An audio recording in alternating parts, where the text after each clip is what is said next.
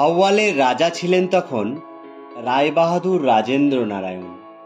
ইনি ছিলেন ধার্মিক এবং গুণগ্রাহী। বারদির লোকনাথ বাবার কথা শোনেন তিনি।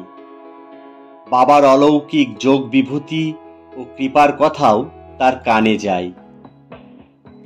বাবার কথা শুনে তাকে দর্শন করার জন্য রাজেন্দ্র নারায়ণ ব্যস্ত হয়ে ওঠেন এবং একদিন পাত্র মিত্র সহ বারদির অভিমুখে রওনা হন। অবশেষে বারদির আশ্রমে পৌঁছে বাবার দিব্য তেজমণ্ডিত দেহ দেখে রায়বাহাদুর রাজেন্দ্র নারায়ণ তার চরণে সাষ্টাঙ্গে প্রণিপাত করেন। বাবা পরম স্নেহ ভরে তাদের বসতে বলেন। ধর্ম এবং সাধন বিষয়ে অনেক আলোচনা হয় রাজেন্দ্র নারায়ণের সঙ্গে। বাবার কথা শুনে মুগ্ধ হয়ে যান রাজেন্দ্র নারায়ণ এবং একনিষ্ঠ ভক্ত হয়ে পড়েন। শিব জ্ঞানে তিনি বাবাকে পুজো করতে থাকেন। রাজকার্য পরিচালনায় এবং পারিবারিক যে কোনো সমস্যায় তিনি ছুটে আসেন বাবার কাছে। তার আদেশ মতো কাজ করেন। কিছুদিন পরে রায়বাহাদুর রাজেন্দ্র নারায়ণ বাবাকে ভাওয়ালে নিয়ে যাবার ইচ্ছা প্রকাশ করেন এবং বলেন ভাওয়ালে তিনি বাবার জন্য আশ্রম ও মন্দির প্রতিষ্ঠা করবেন। ভক্তের একান্ত আগ্রহ দেখে বাবা তাকে সান্ত্বনা দেবার ছলে বলেন, আমাকে এখান থেকে ভাওয়ালে নিয়ে যাবার জন্য এত ব্যস্ত হয়েছিস কেন? আমি তো সব জায়গায় সব সময় তোর কাছে আছি। যেখান থেকে আমাকে ডাকবি সেখানেই আমাকে পাবি। এইভাবে রাজাকে অনেক বুঝিয়ে বাবা বিদায় দেন। বাবার আদেশে রাজা তার অভিপ্রায় ত্যাগ করে। এইভাবে কেটে যায় আরো কিছুদিন। একদিন রাজা লোকজন নিয়ে হাতির পিঠে চড়ে বারদিতে আসেন। সঙ্গে তার ফটো তোলার যন্ত্রপাতি। বর্তমানে আমরা যেসব ফটো তোলার যন্ত্র দেখি, এইসব যন্ত্র জামার পকেটে নিয়ে স্বচ্ছন্দে ঘোরাফেরা করা যায়, কিন্তু ফটো তোলার যন্ত্র সে সময় এমন ছিল না। আকৃতিতে বেশ বড় ছিল এবং সাজ সরঞ্জামও অনেক থাকতো তার সঙ্গে। রাজা ফটো তোলার যন্ত্রপাতি এবং লোকজন সহ বাবার ফটো তোলার জন্য প্রবল আগ্রহ নিয়ে আশ্রমে এসে বাবার চরণে প্রণাম করলেন।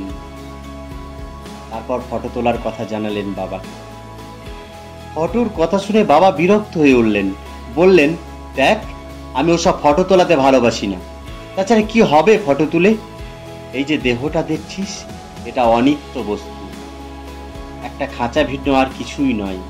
তাই বলছি, এই খাঁচাটার ফটো তুলে কি লাভ? রাজা কিন্তু নিরাশ হলো না। আবদারে ছেলের মতো বারবার অনুরোধ করতে থাকেন। ভক্তের আকুল আগ্রহে ভগবান প্রসন্ন হন। শান্ত কণ্ঠে বাবা বলেন, এই খাঁচার ফটো না হয় তুললি, কিন্তু এতে কি উপকার হবে? বিচক্ষণ রাজা বিনয় সহকারে বললেন, বাবা, আপনার মতো মহাপুরুষের চিত্র যেখানে থাকবে সেই স্থান মহাপবিত্র হয়ে যাবে। গৃহে রাখলে গৃহীর কল্যাণ হবে। আপনি তো সবার কল্যাণই কামনা করেন। শুধু তাই নয়, আপনার ছবি বিক্রি করে অনেকে অর্থোপার্জন করে সংসার প্রতিপালন করবে। আপনি ফটো তোলার আদেশ দিন বাবা। বহু লোকের কল্যাণ হবে শুনে বাবা প্রসন্ন হন। রাজার কথায় তিনি শেষ পর্যন্ত রাজি হয়ে যান। বাবা ঘরের ভেতর থেকে বেরিয়ে বাইরে এসে বসেন। তার ফটো তোলা হয়। এইভাবেই বাবা তার জীবনে প্রথম ও শেষবারের মতো ফটো তোলান। এর আগে তার কোনো ফটো তোলা হয়নি। ফটো তোলার কথা উত্থাপন করলেই তিনি রেগে যেতেন। এই জন্যই কেউ এর আগে বাবার ফটো তুলতে পারেনি। বাবার প্রথম আলোকচিত্রটি ভাওয়ালে রাজা রায়বাহাদুর রাজেন্দ্র নারায়ণই গ্রহণ করেন। এই আলোকচিত্রটি থেকে ক্রমে অনেক চিত্রই তৈরি হয়েছে বা হচ্ছে, কিন্তু মূল চিত্রটি হলো ভাওয়ালে রাজার একনিষ্ঠ ভক্তির ফল। তার ঐকান্তিক ভক্তির জোরেই তুলতে পেরেছিলেন বাবার আলোকচিত্র। এদিক থেকে বলা যায় যে বাবার অগণিত ভক্ত ভাওয়ালে রাজার কাছে কৃতজ্ঞ। তিনি যদি সেদিন বাবার আলোকচিত্র না তুলতে পারতেন, আজ আমরা আর বাবার চিত্র দেখতে পেতাম না। ভিডিওটি ভালো লাগলে ভিডিওতে লাইক করুন, কমেন্ট করুন এবং ভিডিওটি শেয়ার করুন এবং চ্যানেলটি সাবস্ক্রাইব করুন।